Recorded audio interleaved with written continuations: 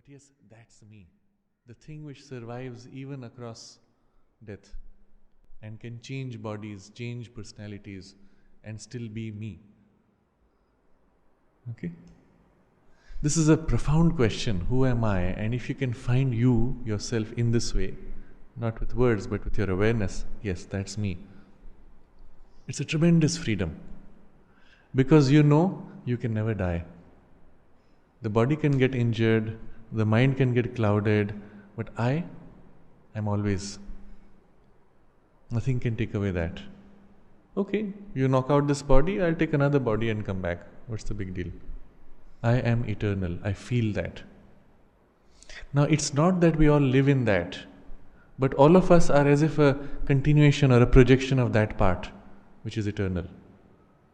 And that's why, somewhere in us, we have constantly this vague sense of immortality.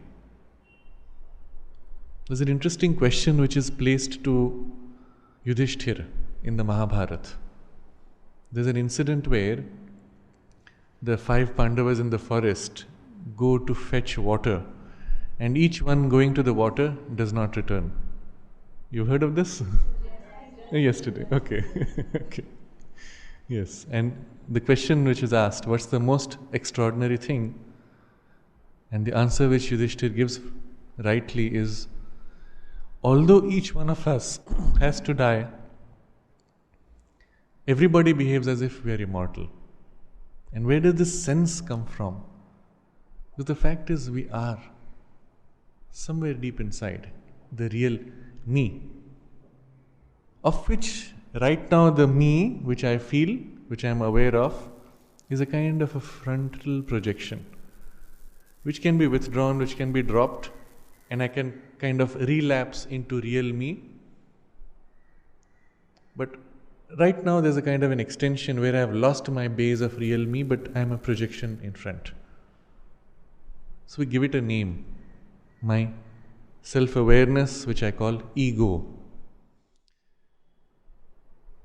There's a word used in the English language which does not have a sufficiently rich vocabulary to describe all these experiences. It's only in the Sanskrit language that you have a complete vocabulary. But the word used is soul. And because the English language does not have this precision of various inner experiences, it uses the word soul very vaguely. So first thing we experience is this. You say, oh poor soul. Okay? Soulful music. What do you mean by soulful music? Music which kind of pulls at my heartstrings. I feel sad, unhappy, or kind of nostalgic. We call it soulful music. Something which touches me deep inside. But by soul normally is meant this kind of a centralized awareness. So when I say, who are you? This I which you feel, that's a soul. The soul, you can say. But Sri Aurobindo makes a distinction, correcting the limitation of the English vocabulary. He calls it desire soul, as opposed to inner or inmost soul. Okay, so desire soul, because the very character of my awareness right now, me, is that I am constantly pulled and pushed by the moment's desires. I want to do this, I hate doing that. All my life is basically defined by this movement. What do I like? What do I don't like? What am I comfortable with? What am I uncomfortable with? And I am literally flowing along the grooves of comfort. In a sense, if you look back at your whole day, everything you did, everything, thoughts, feelings, actions, everything you did was in reaction to something else, or an inevitable result of some habits that you have, preferences, likes, dislikes. Observe your closest friend. You know them so well, you can predict everything they will do, down to details of which words they will speak, when, in what response, how to provoke them to say or do something or not do something. Isn't it? And each one of us is as predictable. We don't want to face that fact. We are mostly lived, we are not living. We are lived by the pull and push. Of what? My habits, my preferences, likes, dislikes. Okay? What made that? I don't know, I'm born with it. Some of it is shaped by the environment in which I grew up. I have, in a sense, been, since childhood, I was made to eat certain types of food, so I've learned to like these and not like others. On the contrary, since childhood, I was forced to eat certain foods, but I never liked them. So there's something which is an influence of environment, something which is very distinctly me, but still not me. It's like inborn trait.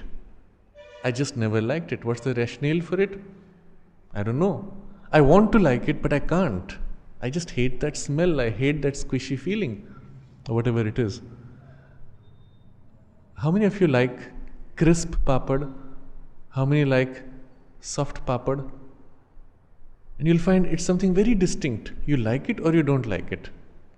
There's some people who hate papad because it gets sticky in the between teeth. And there's some people who love that stickiness. You have seen on milk the malai that forms. Some people love it, some people hate it. Why? There's no rationale to it.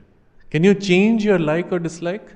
Can you do the opposite, learn to hate it or learn to like it?